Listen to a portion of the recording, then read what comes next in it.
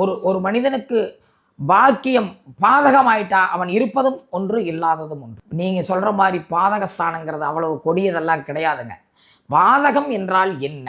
முதல்ல அது பாதகஸ்தானம் எதற்காக சொல்லப்பட்டது? நீங்க நினைக்கிற மாதிரி ஜனன ஜாதகத்திற்குள்ள எல்லாம் சொல்லப்பட்டதெல்லாம் அல்ல.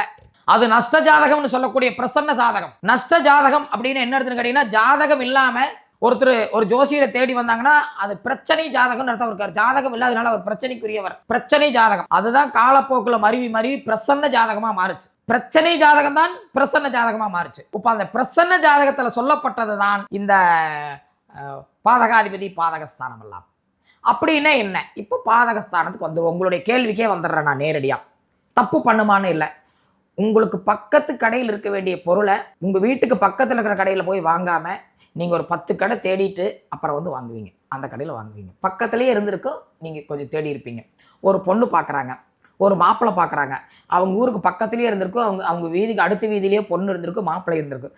அதை விட்டுட்டு ஊரம் சுற்றி தேடி பார்த்துட்டு அடே இங்கே பொண்ணு இருக்காப்பான்னு போவாங்க. இதுதான் சாமி பாதகஸ்தானம். மொத்தமாக கெடுத்துறதுனால கொஞ்சம் அலைய விடுவது பாதகஸ்தானம்.